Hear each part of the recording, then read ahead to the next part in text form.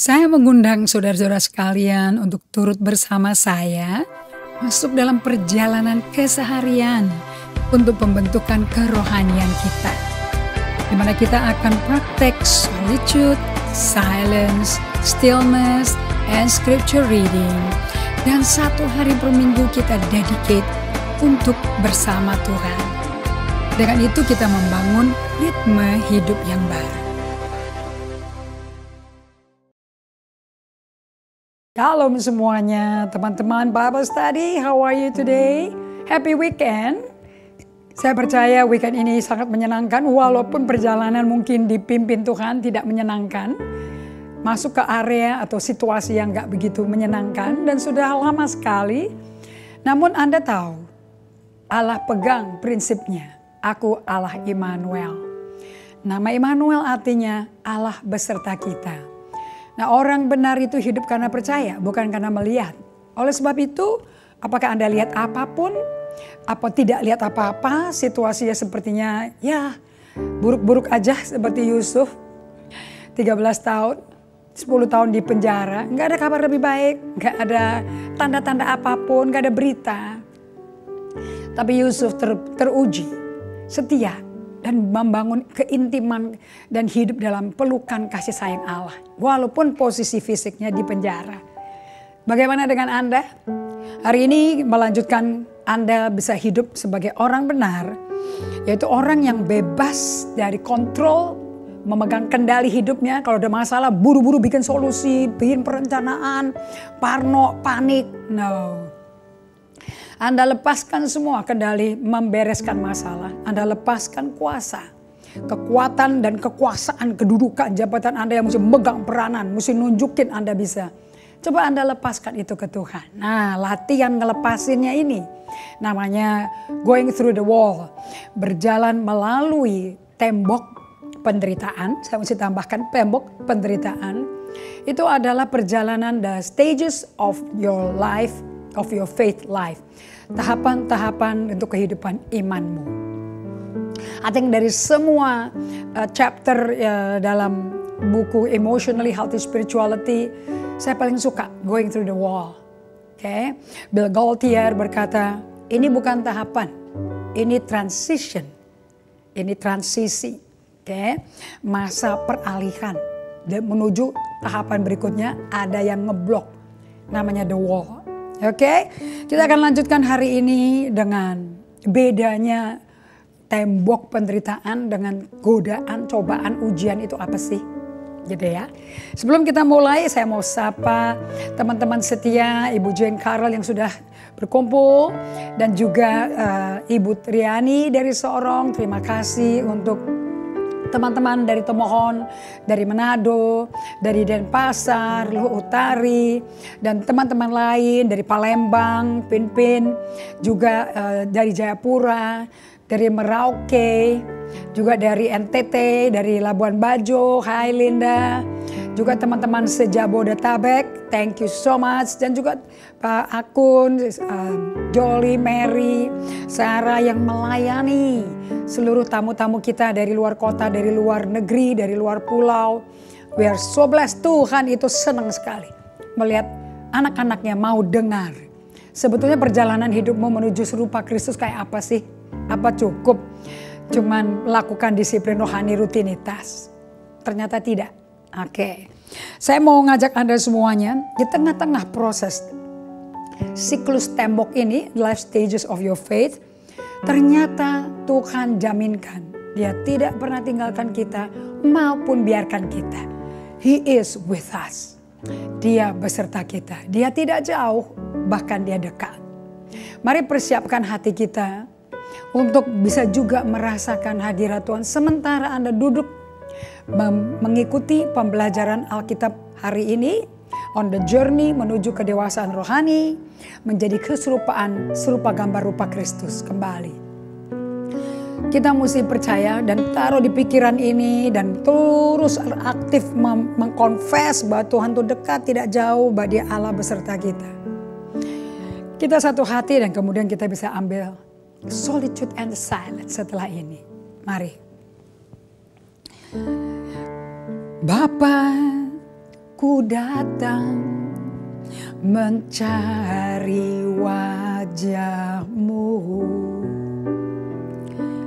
dan ku merendahkan diri di hadapan-Mu.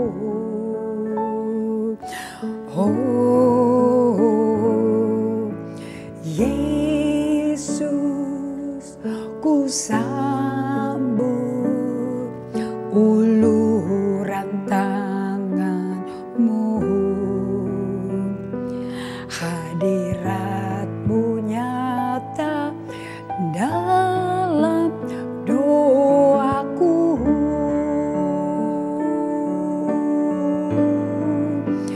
Tuhan, Engkau tak jauh, bahkan dekat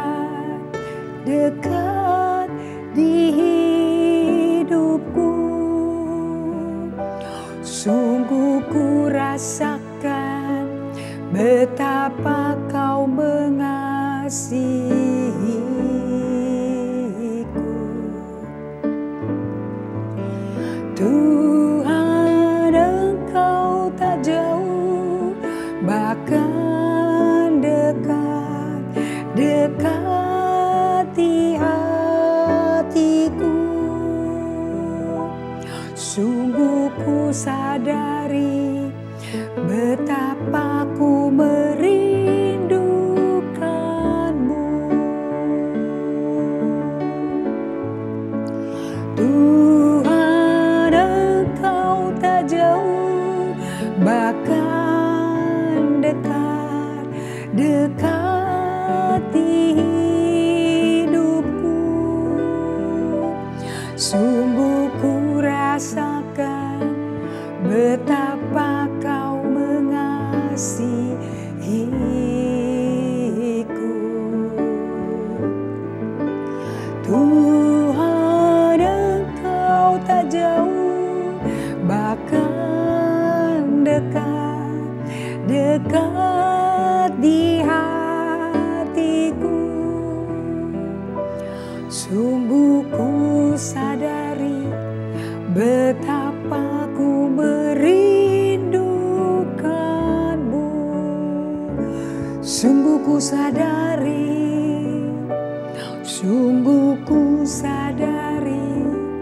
betapa ku merindukan-Mu.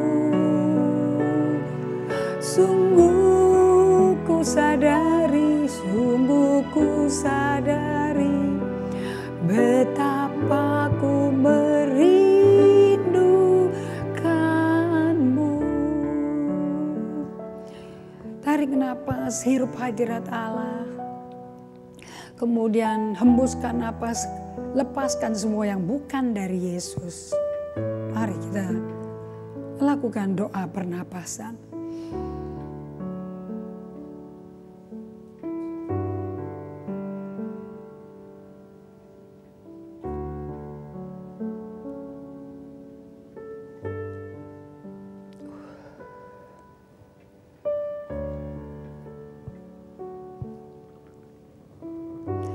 Terima kasih Bapa untuk hadirat-Mu. Aku berikan kami semua yang melakukan breath prayer ini, kami mengizinkan dan memberikan akses penuh untuk Engkau Yesus dengan Roh Kudus mengisi jiwa kami. Biarlah antara tubuh kami dan roh kami ada jiwa yang dipenuhi Roh Kudus. Sehingga interface kami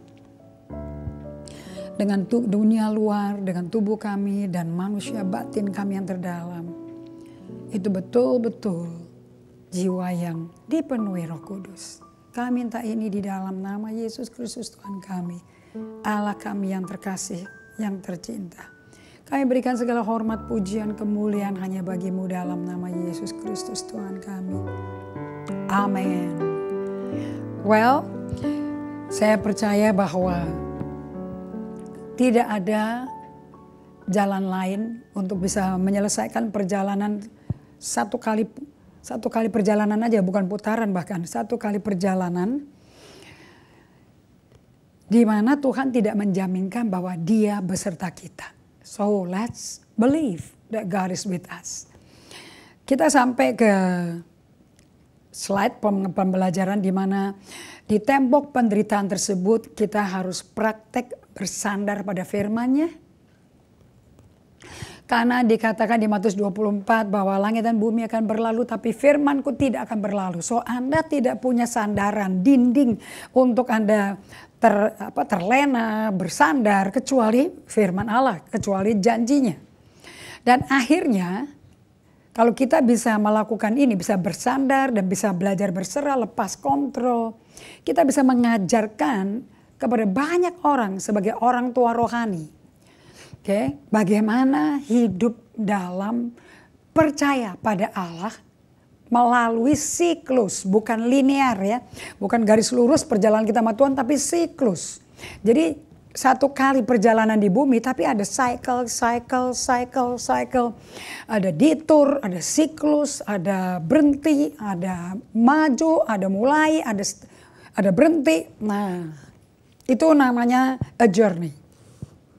Nah, saya bagikan di hari Kamis bahwa journey-nya kita adalah dari anak kecil menjadi remaja, menjadi bapak-bapak. Itu ada di 1 Yohanes 2 ayat 12 sampai 14.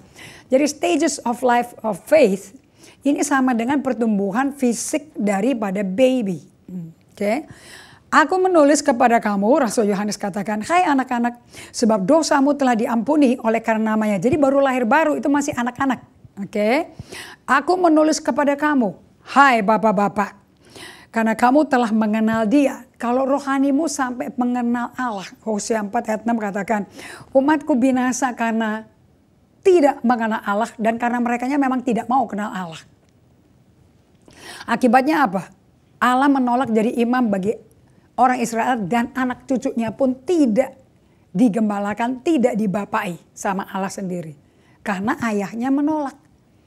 Jadi penting sekali, mandatori untuk semua ayah-ayah, kalau Anda tidak sama sekali mengajarkan firman Tuhan dan diturunkan ke anak sampai cucu, anaknya nurunkan ke anaknya lagi, dan sampai beberapa generasi, bahayanya Anda tidak akan memiliki keluarga yang sehat emosi, dewasa rohani.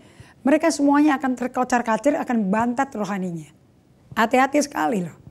Karena anak-anak tuh orang-orang yang baru dosa diampuni, baru lahir barulah, baru altar call gitu ya. Sekarang kalau bapak-bapak dia tidak puas hanya lahir baru dan ngalami cinta mula-mula. Ini orang-orang yang berkata, aduh aku lapar dan haus, aku mau kenal, aku gak akan diam sampai aku betul-betul dimiliki Tuhan dan bisa memiliki Tuhan dan bisa Tuhan, aku diam dalam Tuhan, Tuhan diam dalam aku. Nah ini Anda akan menuju ke bapak-bapak rohani. Yang ada dari mulanya. Aku menulis kepada kamu kayak orang-orang muda, ini yang remajanya. Karena kamu telah mengalahkan yang jahat dari lahir baru, dia kalahkan yang jahat itu anak remaja. Orang dewasa, bapak-bapak sudah mengerti waktu dan musim dan firman yang mana. Nah Paulus Rasul Yohanes berkata begini, aku menulis kepada kamu, hai anak-anak, karena kamu mengenal Bapak surgawi yang ini. Aku menulis kepada kamu, hai bapak-bapak, karena kamu mengenal Dia yang ada dari mulanya. Dari mula sebelum ada apa-apa sudah ada Allah. Itu menurut Rasul Yohanes, bahwa mereka bisa mengenal Yesus itu karena mereka itu mendapat pemberitahuan dari bapak-bapak rohaninya. Sampai mereka semua ada yang kepingin kenal Tuhan, sampai kenal Tuhan. Nah yang kayak gitu orang muda remaja akan jadi bapak. Tapi sebelum menjadi bapak-bapak ada kaum remajanya atau orang-orang muda. Dan firman Allah diam di dalam kamu dan kamu telah mengalahkan si jahat. Nah jadi ada gaya hidup yang ditetapkan oleh Rasul Yohanes kalau mau menghitung di mana sih kerohanian Anda, anak, remaja atau dewasa. Dan Rasul Yohanes gak pernah loh maksa orang untuk harus melakukan ini, gak pernah. Dia kasih pembukaan dan dia izinkan orang itu sadar diri untuk tahu apakah mereka anak rohani kelasnya atau remaja atau bapak-bapak. Oke. Nah, kalau masih menuntut supaya dilakukan itu biasanya masih baby rohani. Sekali lagi seperti saya sampaikan di hari Kamis yang lalu, bahwa tembok yang muncul di siklus tahapan kehidupan iman kita, iman anak kecil, iman dewasa, iman bapak-bapak rohani yang udah kenal Allah, itu berbeda. Itu patokannya di level iman mereka. Nah, ini sama aja, dan ini siklus akan datang terus berkali-kali. Nanti saya kasih tahu kenapa. The wall itu memisahkan antara tahap 3 ke tahap 4. Tahap 3, 2, 1 itu outward. Aktivitas kita luar. Pemuritan, pelayanan, itu all go outward. Itu 10%, kalau gunung es itu yang 10%-nya. Nah, untuk masuk ke gunung es di bawah permukaan, itu mesti melalui suatu peralihan atau transisi, namanya the wall.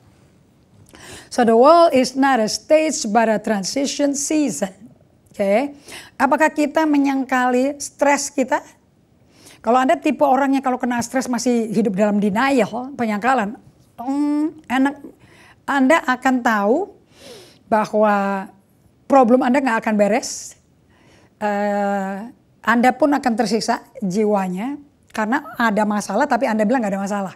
Bahwa shalom, Tuhan itu maha besar, maha adil, dia selalu hadir, Tuhan itu baik, dia dahsyat. Nah, Anda bisa pakai Tuhan untuk melarikan diri dari Tuhan. Padahal Anda butuh Tuhan untuk membereskan stres di dalam diri Anda. Ini bab 1 dan bab 2 EHS ya, dari Peter Scazzero. Atau Anda menyibukkan diri.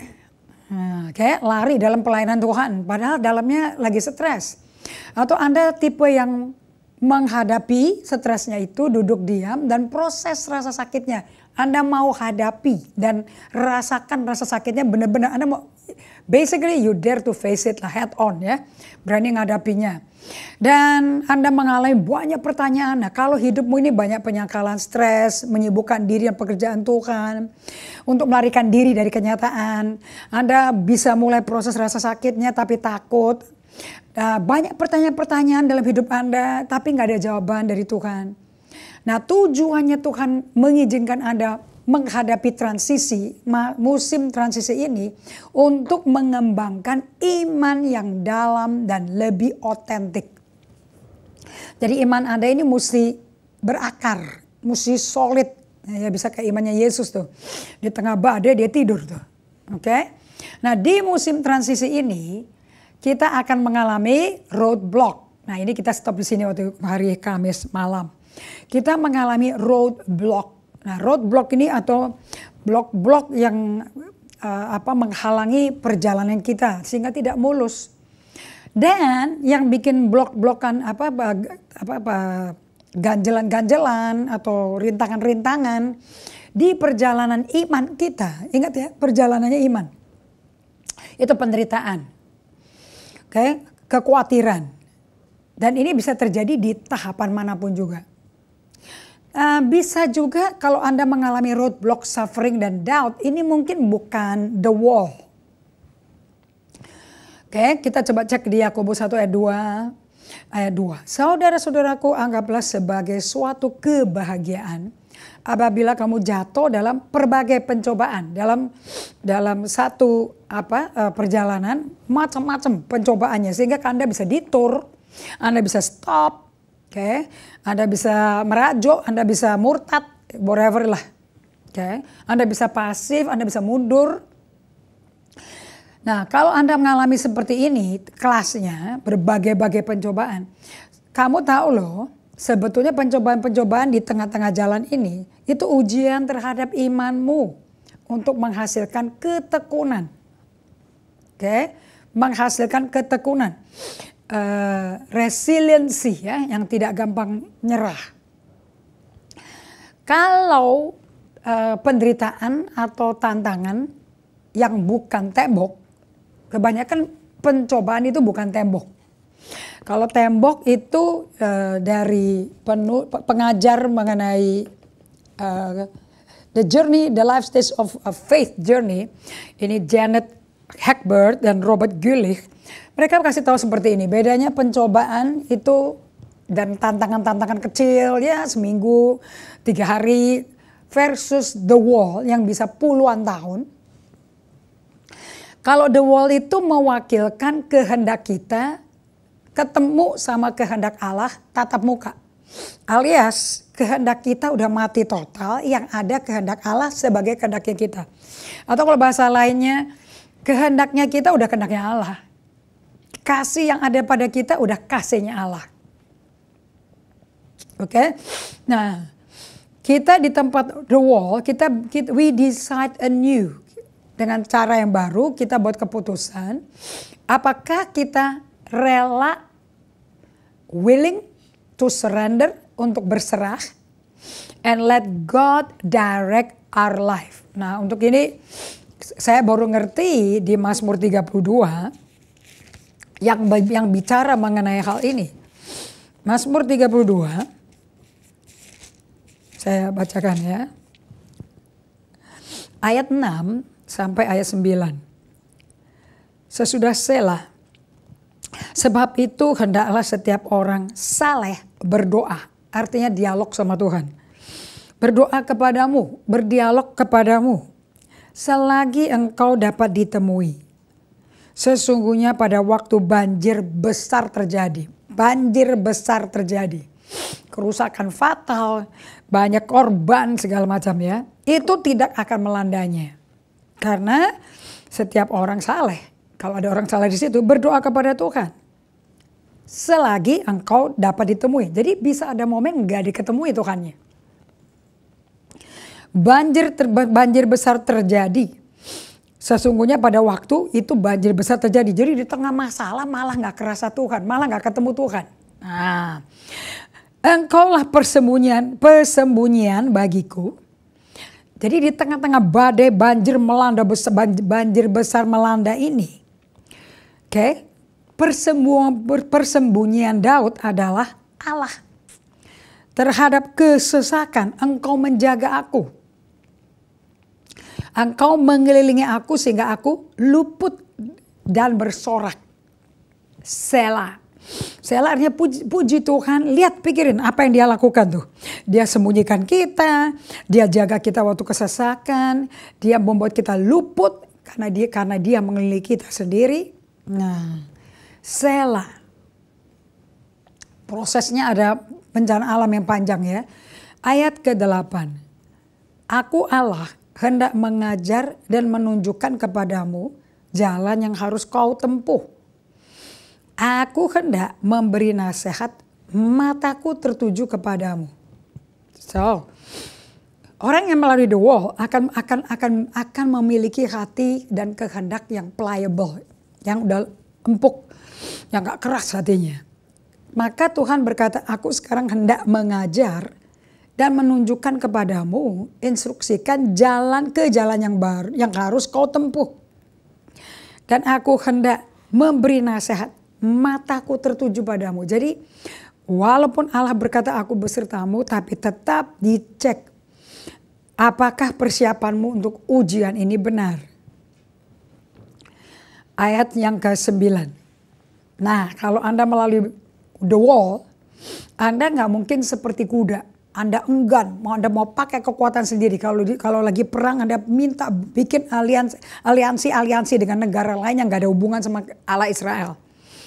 Jangan seperti kuda. Nah, itu mental kuda kayak begitu. Atau begal yang tidak berakal, tidak mau bergerak dan tidak mau mikir.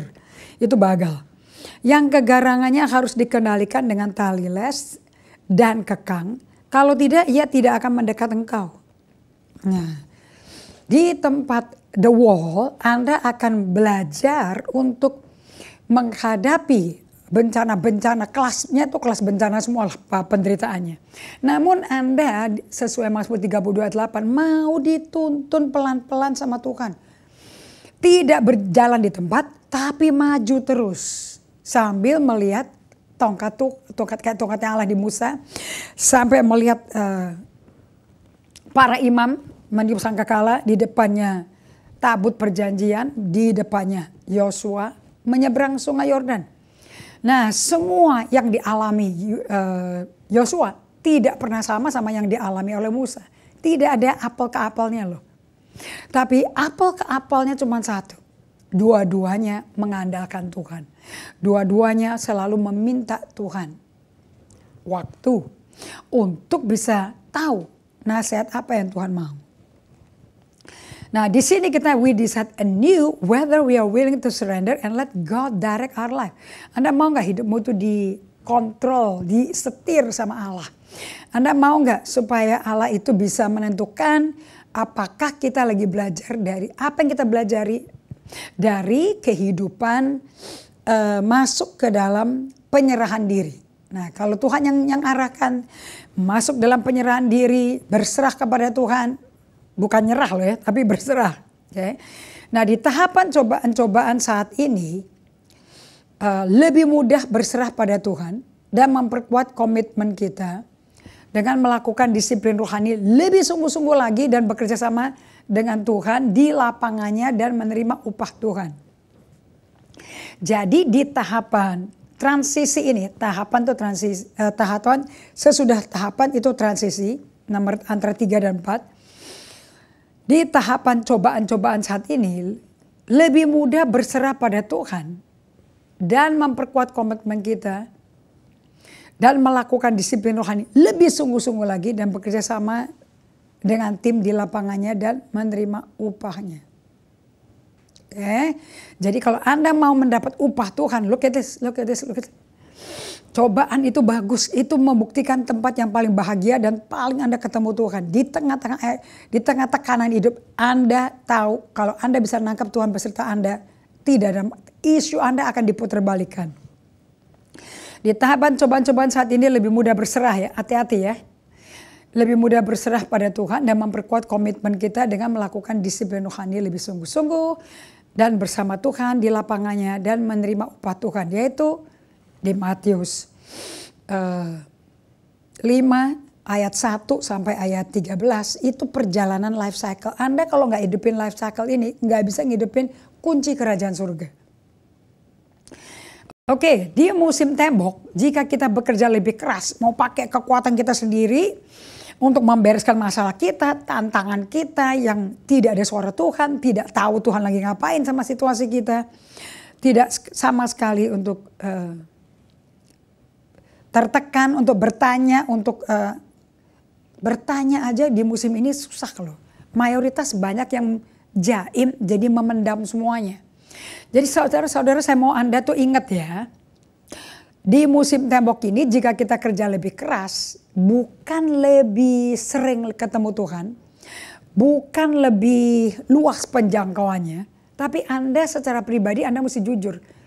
Itu artinya kita akan stuck, dan waktu kita stuck, kita akan tunggu, berdiam di kaki Tuhan.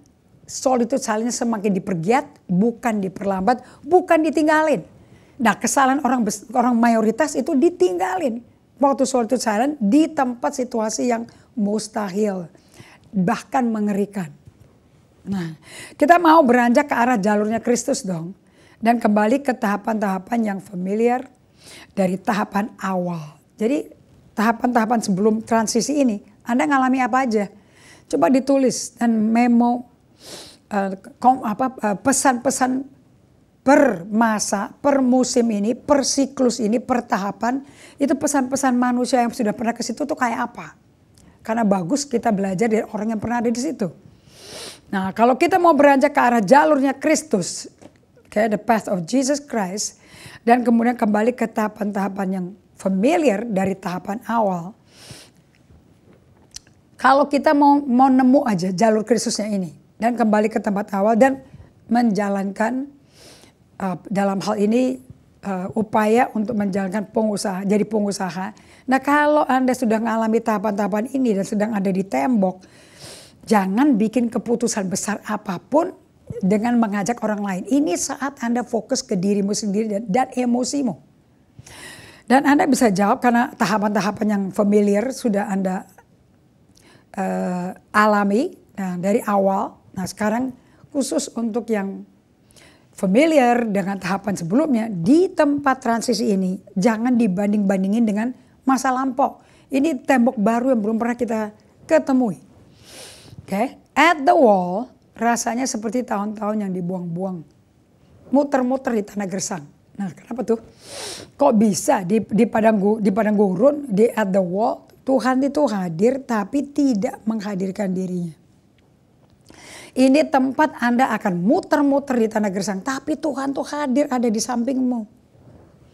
Nah, kalau Anda mau tahu rasanya berserah itu bagaimana pada Tuhan, seperti tahun-tahun yang dibuang muter-muter di tanah gersang. Nah, di situ Anda coba berhenti, berdiam, kalau bisa dibikin aturan hidup di mana satu hari itu bisa Anda berkali-kali kalau pas berbicara akan the wall, Anda bisa berdiam dulu. Oke, nah karena mayoritas orang-orang itu pada berserah, ini sebetulnya mestinya beginilah rasanya berserah pada Tuhan di tembok dan bukan menyerah. Bukan nyerah dari Tuhan loh ya. Nah, inilah sebabnya mayoritas orang Kristen tidak mencapai spiritual maturity. Karena banyak yang tidak bisa masuk ke dalam perjalanan siklus rohani yang Tuhan Yesus sudah atur. Kalau Anda problem tidak bisa mengikuti proses yang berat. Kan proses yang berat yang kita hadapi saat ini nyata ya. Banyak berita-berita dari teman-teman saya di luar negeri yang mengatakan vaksin-vaksin untuk booster itu mesti hati-hati. Oke. Nah, ini keputusan seperti ini Anda sandarin dirimu pada Tuhan. Anda layakkan dirimu untuk berada bersama Tuhan. Nah, kalau Anda bisa sandar pada Tuhan, berserah pada Tuhan dan ikuti jalan di Alkitab bagaimana jalan Tuhan, baru kita bisa tahu. Oh, memang mayoritas nggak masuk, tidak mencapai spiritual maturity. Berarti kalau nggak mencapai spiritual maturity berarti kanak-kanak, berarti orang muda. Nah, mau berapa tahun di situ terus? Padahal dikasih jabatan kerja loh. Oke.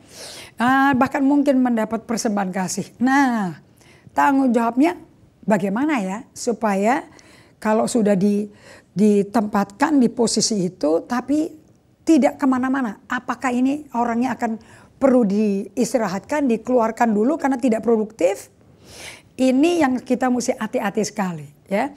Di musim seperti ini, transisi yang the wall itu, kalau Anda mau bertindak dan melangkah maju dan mau melalui tembok Anda ke dalam kedalaman, Anda akan mengalami tembok penderitaan. Yaitu waktu penderitaan untuk bertahan di tempat tembok penderitaan itu, di mana kekuatannya udah gak ada lagi untuk melawan terus. Dan kitanya yang udah mati dan sudah tidak kuat lagi bertahan di situ rasanya, maka kita akan berserah pada kehendak Tuhan. Let me repeat lagi ya. Waktu penderitaan untuk bertahan. Nah, kan ini kan siklus nih, siklus iman. Kita bisa stagnasi kan, ya, pelajaran pertama dan kedua. Kita bisa stagnasi di tempat yang manapun. Kenapa? Karena itu tempat yang Anda sudah familiar. Dan ingat Yesus Markus 6 gak bisa melakukan mujizat sama sekali karena sudah terlalu kenal dan sudah dikenal. Sehingga dia heran, kok gak ada kesembuhan sama sekali ya.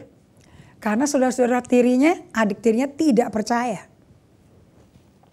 So, kapan kita bertindak untuk maju menghadapi dan melalui menembus ke dalam ketebalan tembok penderitaan?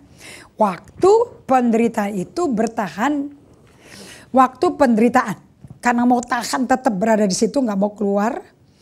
Dan di tempat tembok penderitaan itu, nah waktu Anda udah nggak kuat, nggak tahan, Anda bisa bekerja lagi dan melakukan apa yang Anda kuat di tempat lain. Dan kitanya yang sudah tidak kuat lagi dalam bertahan di situ, rasanya udah nggak tahan di situ, kita pasti nyerah. Nah, kalau sakitnya itu untuk nunggu di tembok itu lebih sakit daripada nunggunya, rasanya sangat penat, sangat tertekan, pasti Anda akan bergerak. Efeknya kalau Anda maju terus dalam siklus itu, Anda akan percaya pada Tuhan. Imannya itu ditambah-tambahin terus. Jadi kalau nggak ada sakit yang cukup bermakna dalam kehidupan rohani kita nggak akan berubah. Kita nggak akan maju ke depan. Kita nggak tahu mesti ngapain. Tapi kalau Anda membuat Alkitab Anda menjadi pelita bagi kakiku, terang bagi jalanmu, Anda tidak akan dibutakan tanpa ada pemberitahuan sedikit-sedikit mungkin. Karena semua gereja sedang mempelajari kenapa musim pandemi ini kok banyak mengambil nyawa. Apakah pandemi ini tembok? Atau pandemi ini pencobaan biasa? Pandemi ini tembok 100% ya. Kapan kelar kita juga nggak tahu. Pada tingkatan tertentu bisa dikatakan bahwa tembok penderitaan kayak pandemi COVID ini, itu nanti yang nyari kita. Kalau Anda udah gak suka menghindar. Suatu hari Anda mungkin mau pindah gereja, keliling gereja. Anda akan didatengin kok musim ini.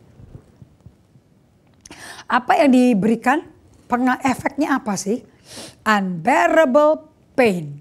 Penderitaan yang sudah tidak dapat ditahan lagi. Penderitaan unbearable pain, penyakit yang sakitnya luar biasa lah.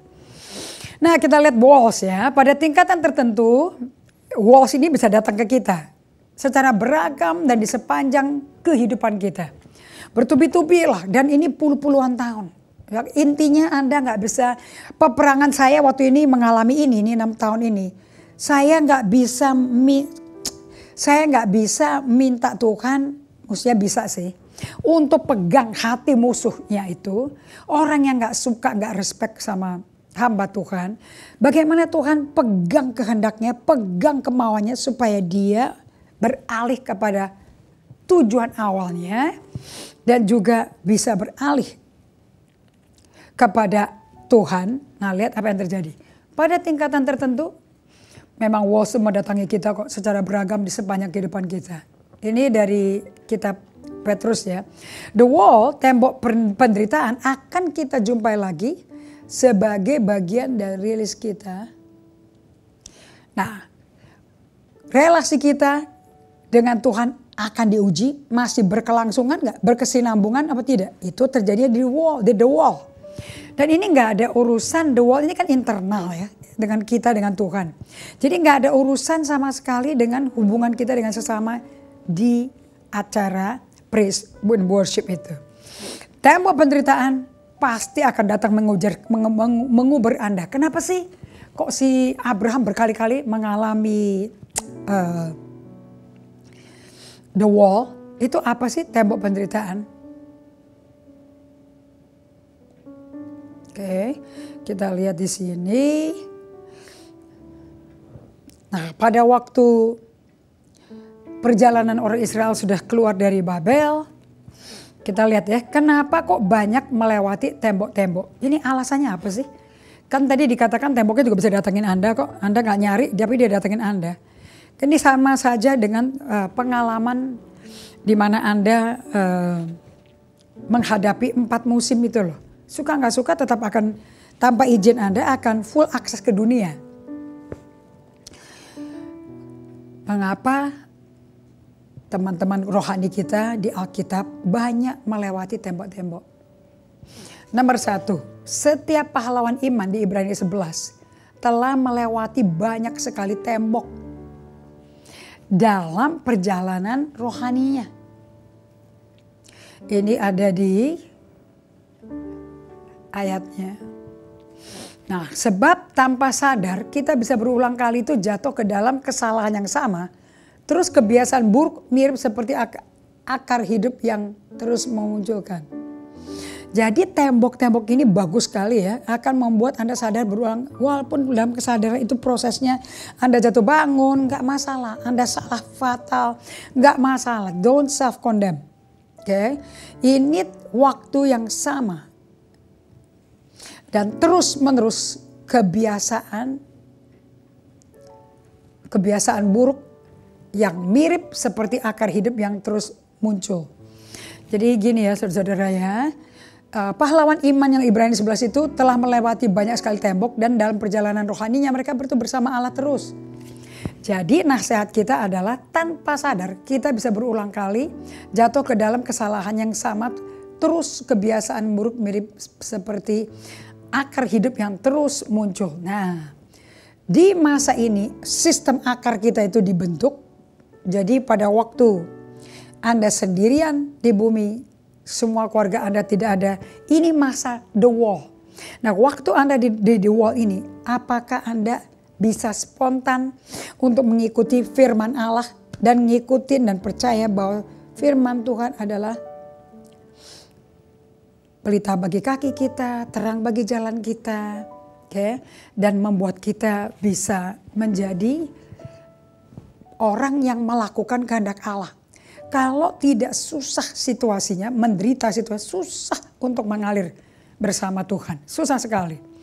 Dan kalau udah dibersihin batin kita, itu kesalahan-kesalahan yang pernah kita lakukan atau dosa atau kecenderungan-kecenderungan kita pernah lakukan, itu dalam beberapa lama bisa tumbuh lagi loh akar-akarnya. Seperti saya bagikan mengenai akar pohon palem yang sudah 1 meter, dari situ keluar pohon pakis, keluar tanaman-tanaman lain, bahkan keluar pohon palem lainnya. Nah, dengan adanya akar ini bisa tumbuh-tumbuh lagi, makanya Anda ditaruh di dapur perapian atau dapur kesengsaraan. Kita melihat bahwa di dalam batin kita ada taman, namanya taman jiwa kita. Jadi jiwa kita ini kayak kebun loh. Nah, jiwa kita ini karena sifatnya sama seperti perjalanan yang lama ini yang berulang-ulang kali, gampang lihat kesalahan orang, gampang lihat kelemahan orang, tapi dirinya sendiri nggak pernah mengizinkan Tuhan untuk dikoreksi Tuhan. Nah kalau Anda jaga baik-baik jiwa Anda, ternyata jiwa kita kayak taman yang di dalamnya tuh tanahnya banyak akar-akar. Saya lihat kayak kebun saya itu di tengah-tengah hijau rumputnya. Bisa tumbuh kayak tanaman-tanaman kecil-kecil banyak sekali. Seperti keladi gitu. Mungkin akarnya menjalar. Nah karena sama taman jiwa kita ini sifatnya seperti akar-akar. Maka akar-akar ini harus digali lagi supaya nggak tumbuh lagi nantinya. Dan dibersihkan dari taman jiwa kita. Ini membutuhkan campur tangan langsung dari Allah kalau mau akarnya dibersihkan. Nah seperti Abraham, Eli, Nehemia, semuanya itu pahlawan iman kita semua, betul ya? Nah, Anda pun bisa menjalani proses melewati tembok penderitaan ini. Kuncinya Anda pertajam aja deh. Anda ini di musim Yakobus 1 ayat 21, 22, 23. Atau di dalam tim daripada product orientation, banyak hal-hal baru, kekacauan-kekacauan yang terjadi. Pokoknya kalau hasil akhirnya itu membuat Anda bisa menjadi orang yang memiliki hubungan loving union with God, itu Anda menyelesaikan temboknya bagus. Jadi akhirnya dari berserah, bukan menyerah loh ya. Saat mengikuti jalannya Tuhan melewati tembok dalam perjalanan rohani kita bersama Allah ialah hasilnya, hasil akhirnya. Berserah ya saudara, bukan nyerah. Banyak sekali orang nyerah.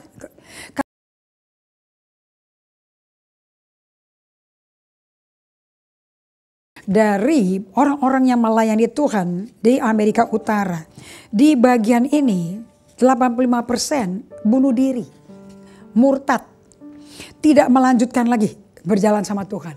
85% itu angka mayoritas loh. Itu pemimpin, pengerja gereja. Bagaimana jemaatnya? Jadi hasil akhir dari Anda melalui tembok penderitaan ini adalah Anda bisa berserah, surrender to God. Surrender itu sama dengan trusting in the Lord. Nah bagian paling sulit itu percaya Tuhan. Tidak menjadi hakim sendiri, tidak kasih komentar, tidak balas dendam, tidak balas dengan kepahitan, kejahatan dengan kejahatan. Anda bisa diam karena semua kendali ada di tangan Tuhan. Ini kan judulnya kan pengajarnya ini kan. Kalau hasil buahnya nggak begini dan Anda belum kelar temboknya, akan dibikin satu siklus terus, bukan di putaran-putaran di buminya ditambah, bukan, tapi siklusnya akan terus datang terus sampai Anda lulus. Nah ini bukan menyerah, tapi ini saat mengikuti jalannya Tuhan. Melakukan kehendak Allah itu adalah tujuan utama. Melakukan kehendaknya Tuhan sambil melewati tembok yang tebal ini dalam perjalanan rohani Anda bersama Allah. Jadi berjalan bersama Allah tuh suatu proses loh. Oke, di tengah-tengah itu Anda mengalami banyak penderitaan-penderitaan. Tapi Allahnya tetap bersama Anda di tengah penderitaan. Makanya Anda bisa sembuh. Kalau matamu tertuju pada Allah. Nah, kita ini hidup hanya untuk melakukan kehendak Allah. Dan kita puas berada bersama Allah saja. Kalau ini hasil akhirnya, Anda akan menjadi serupa Kristus seperti Yusuf.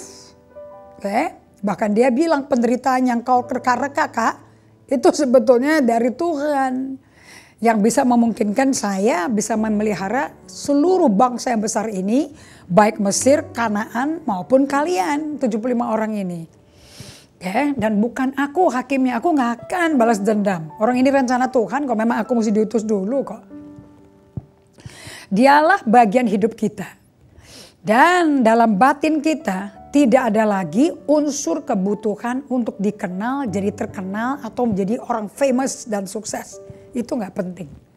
Karena di Matius 25-21 definisi suksesnya Tuhan sama dunia beda. Kalau suksesnya dunia itu semakin tenar, semakin banyak follower. Kita kan mestinya following Yesus, bukan cari follower. So tidak lagi penting terkenal, jadi sukses. Bagian hidup Anda adalah Yesus. Mazmur 119 ayat 57. Daud berkata gini, Lord, you are my portion. Saya bertahun-tahun nanya, aku mau lo bisa ngomong kayak begitu. Lord, you are my portion. Gimana ya? Ternyata mesti melewati siklus-siklus daripada 6 tahapan ini, the wall. Nah, pada waktu Anda melewati tembok, itu menyingkapkan rahasia apa artinya hidup dalam loving union. Itu loh ucapan berkat di 2 Korintus 13:13. Biarlah kasih Allah, kasih karunia Tuhan Yesus anak Allah dan persekutuan intim Roh Kudus. Itu doanya Rasul Paulus, itu di alam Anda akan miliki semua itu sehari-hari hidupnya kayak begitu. Subjek Anda melewati tembok yang bisa menyingkapkan bahwa rahasia apa sih artinya hidup dalam loving union, persatuan cinta melalui Roh Kudus dan Kristus. Itu ngidupin kayak gitu tuh kayak apa sih? Kalau nggak lulus tembok, Anda nggak akan ketemu. Nanti kalau Anda udah mencapai titik di mana hidup loving union itu disingkapin, kayak apa dalamnya? Ternyata itu hidupnya seperti Filipi 4 ayat 12. Di mana Rasul Paulus berkata, saya bisa kok menghadapi segala keadaan karena Kristus selalu memberi kekuatan kepada saya. Kok bisa ngomong kayak gitu tuh kenapa? Apa sih yang dihadapin? Lihat nih ayat 12 ya. Tadi saya mulai ayat 13. Saya ambil dari terjemahan sederhana Indonesia. Lebih mantep. Orang yang hidup dalam loving union bersama Tuhan tuh udah lebih dari cukup. Berada dengan Tuhan tuh lebih dari cukup. Sehingga Anda bisa ngomong kayak begini. Jadi saya tahu bagaimana bisa berbahagia. Baik ketika hidup dalam kekurangan maupun dalam kelebihan. Bisa bahagia even though kekurangan. Bahagia even though kelebihan. Jadi antara kelebihan dan kekurangan tetap bahagia. Karena bagian porsimu adalah Tuhan. Anda sudah ada dalam loving union. Lord, you are my portion. Jiwa kita isinya tuh Tuhan. Itu lebih dari cukup. Karena saya sudah menemukan rahasia untuk dapat merasa puas. Apa tuh rahasia untuk dapat merasa puas?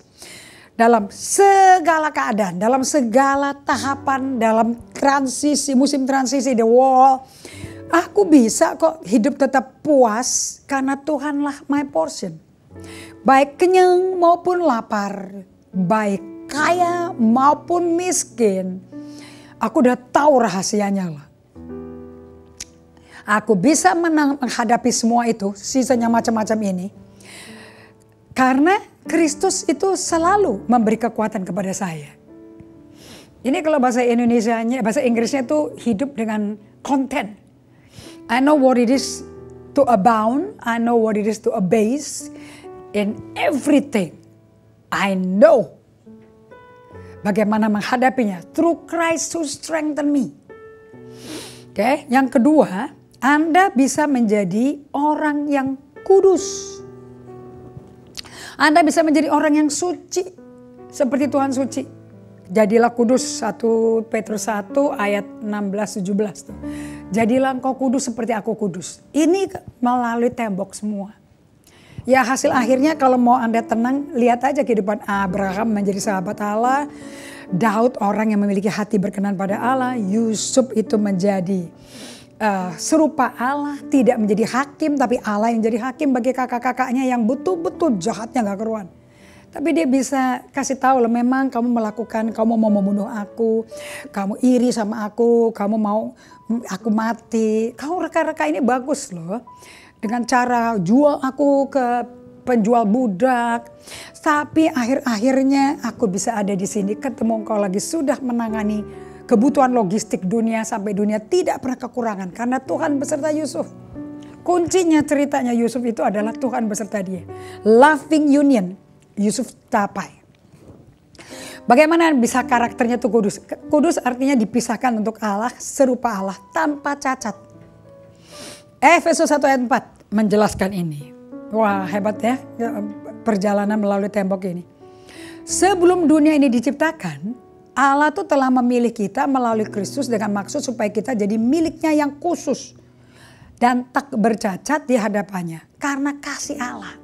Karena kasih Allah begitu besar, sebelum dunia dijadikan, yang ada di pikiran Allah tuh Anda dan saya. Dan memilih Anda dan saya, tapi harus melalui Kristus, melalui salibnya. Dengan maksud supaya kita semua, Anda dan saya jadi miliknya Allah. Yang kudus, yang khusus. Ini terjemahan masa kini. Tak bercacat berarti suci. Oke. Nah 1 Petrus 1 ayat 16. Karena ada tertulis, pakai sederhana, terjemahan sederhana Indonesia. Karena ada tertulis dalam firman Tuhan. Hendaklah kalian hidup suci karena aku suci. Ini bukan pakai baju putih, sepatu putih, bukan karena Anda aktif di gereja maka Anda lebih suci daripada yang tidak aktif di gereja. Gak ada ukuran ke situ, ini ukurannya melalui tembok penderitaan. Nanti kalau udah lewati Anda akan disingkapin rahasia apa artinya hidup dalam loving union melalui Roh Kudus dan Roh Kristus. Yang ketiga, akibat dari tembok ini, akhirnya kita menjadi diri kita yang sebenarnya. Ini become your true self. Anda nggak bisa discover your true self. Anda dibentuk, your true self itu dibentuk, bukan di rediscover. Dibentuk, dibikin. Oke, lihat ya. Saya pakai TSI bagus sekali nih. Cara dibikinnya kayak begini.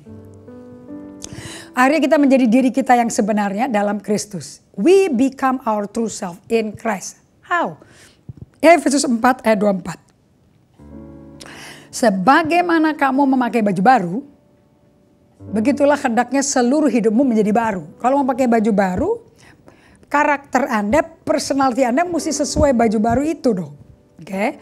Karena kamu sudah diciptakan menjadi manusia baru yang mencerminkan sifat-sifat Allah. Karena kamu sudah diciptakan menjadi manusia baru yang mencerminkan sifat-sifat Allah. Jadi karakter serupa Kristus itu manusia baru. Jadi kalau Anda quote 2 Korintus 5:17, barang siapa di dalam Kristus dia ciptaan baru, yang lama sudah berlalu. Oke, yang baru sesungguhnya sudah datang. Itu sebetulnya karakter Kristusnya udah mulai datang, sifat-sifat Allahnya udah mulai datang karena Anda dapat hati baru, roh yang baru. Di dalamnya ada Roh Kudus. Tapi jiwanya itu baru ngicip-ngicip sedikit. Nah sekarang jiwanya itu mesti 100% menjadi serupa dengan roh ini. Dengan cara bagaimana? Rohnya dipakai menjadi baju baru kita. Menutupi manusia lama yang ada di jiwa itu. Nah dengan demikian kamu akan sungguh-sungguh hidup suci dan benar di hadapannya. Hiduplah suci seperti dia suci. Itu caranya Anda seperti pakai baju baru, berarti baju lamanya mesti dibuang. Begitulah hendaknya seluruh hidupmu jadi baru. Karena kamu sudah diciptakan menjadi manusia baru, new creation. Bedanya manusia baru sama lama apa? Manusia lama mencerminkan dosa, perbuatan kejahatan. Sedangkan manusia baru mencerminkan sifat-sifat Allah. Kalau tidak di TSI nggak ada ini. Dengan demikian kamu sungguh-sungguh hidup suci dan benar. Sekarang Kolose 3 ayat 10. TSI lagi ya. Sekarang kita sudah diberi pakaian yang baru. Sudah loh. Yaitu hidup baru yang semakin hari semakin sempurna. dalam mencerminkan sifat-sifat Yesus sendiri. Kalau bahasa Alkitab yang biasa, itu kenakan ciptaan barumu, karena tiap hari kita diperbaharui sesuai gambar kaliknya. Kalau ini lebih jelas, kita udah dikasih baju baru. Yaitu hidup baru yang semakin hari semakin sempurna dalam mencerminkan sifat-sifat Yesus sendiri. Orang yang masuk melalui tembok akan melalui proses di mana Anda sedang dibentuk for spiritual formation. Sifat-sifat Kristusnya ada di dalam manusiamu, manusia batinmu ada di hatimu. Oke, makanya hati yang tidak dilewati tembok itu akan keluar kejahatan, nafsu jahat, berzina, niat jahat. Tapi kalau lewat tembok, ini niat-niat ini kotoran-kotoran di hati akan dibentuk ulang. Dan itu Anda akan serahkan ke Tuhan melalui kesadaran penghisafan Roh Kudus. Kasih ke Tuhan melalui doa ratapan dan Anda akan mengizinkan Tuhan membentuk memformasi rohani Anda sampai Anda pakai baju baru. Atau manusia baru atau ciptaan baru yang memiliki sifat Kristus.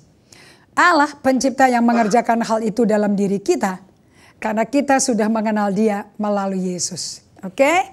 Kita akan lanjutkan lagi di hari Kamis malam supaya Anda renungkan kembali terjemahan TSI ini, terjemahan sederhana Indonesia.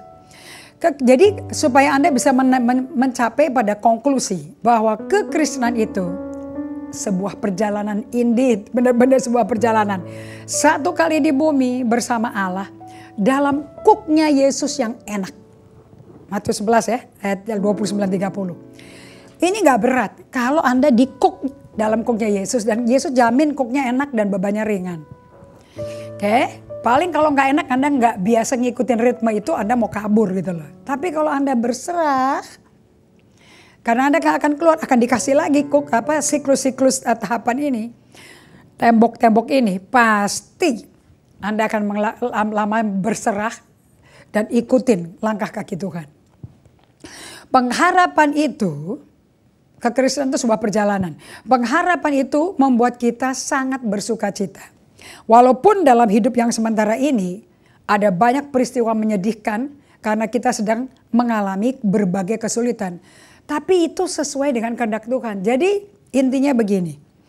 Kalau Anda izinkan Tuhan memurnikan Anda, Tuhan akan bisa bawa Anda juga ke tempat tembok-tembok yang tidak nyaman, sakit sekali, tidak ada tanda apa-apa, mengerikan, dan jangka waktu yang panjang.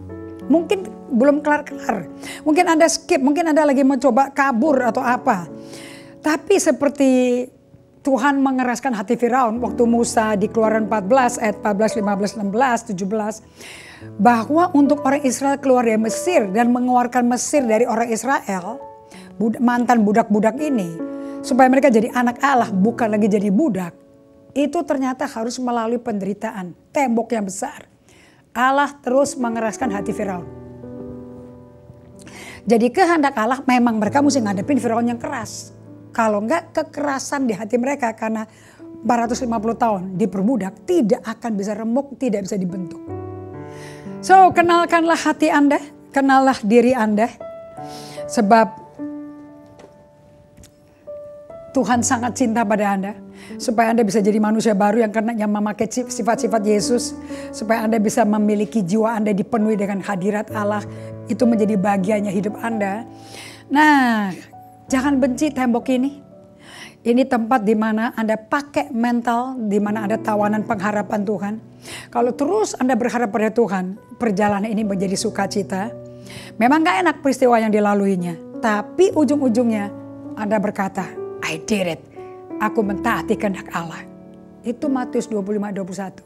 Hambaku, kau telah mentaati dan melakukan semua. Perbuatanmu sangat menyenangkan karena kau melakukan kehendakku. Jangan Anda mendengar, enyah kau pembuat kejahatan, aku gak kenal kamu. Tembok menyelamatkan kita dari penolakan Tuhan. Dan masuk ke dalam kondisi di mana Anda menjadi orang yang mengenal Bapa dengan sifat Kristus. Amin, kita berdoa ya. Bapa, kami berterima kasih. Biar pengajaran ini memberi pengharapan. Supaya waktu kita melalui tembok masing-masing, masa transisi dari aktif melayani Tuhan menjadi orang yang dibentuk kepribadiannya, pribadinya dalam perjalanan masuk ke dalam gunung es di bawah permukaan hidupnya. Supaya akhir dari perjalanan itu kita di tahapan ke-6 memiliki kasih yang hanyalah pure kasih Allah. Memiliki kehendak yang 100% yang ada hanya kehendak Allah. Tidak ada yang lain. Itulah orang yang sukses di mata Tuhan. Orang seperti itulah yang dicari Tuhan sebagai mempelai Kristus. Biarlah pembelajar Bible Study ini menjadi orang-orang yang memilih untuk dibentuk menjadi serupa Kristus. Tidak ada yang kurang, tidak ada yang lebih dari itu. Just want to be like Jesus. Terima kasih, kami berdoa. Kami datang ke hadapan-Mu dan mengucap syukur kepada Tuhan dan mengingatkan diri kami bahwa Tuhan itu dekat, tidak jauh. Tuhan itu tidak meninggalkan kita atau membiarkan kita di tengah peristiwa yang menyedihkan, yang berat. Tuhan tetap beserta kita. Mari kita ingatkan diri kita lagi setelah proses pembelajaran ini. Supaya kita sadar Allah tuh gak bohong karena dia bukan manusia. Tuhan, Engkau tak jauh, bahkan dekat di hidupku. Sungguh ku rasakan betapa Kau mengasihiku.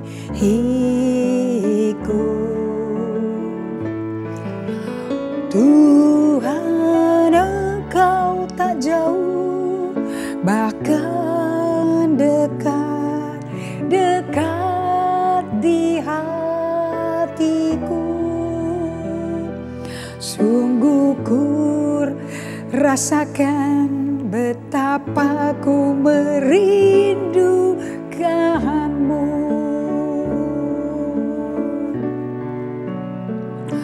Sungguh ku sadari betapa ku merindukanmu.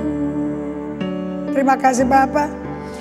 Kau Allah yang akan menyatakan dirimu hidup dan dekat dengan kami. Apapun yang kami mesti lewati. Di dalam nama Yesus, Tuhan berkati Bapak Ibu sekalian. Jangan lupa buku-buku pembelajaran ini yang perlu untuk Anda bisa mengalami perjalanan di mana kita berubah menjadi pemimpin serupa Kristus. Tuhan berkati, kontak Life Bookstore kami. Sampai hari Kamis.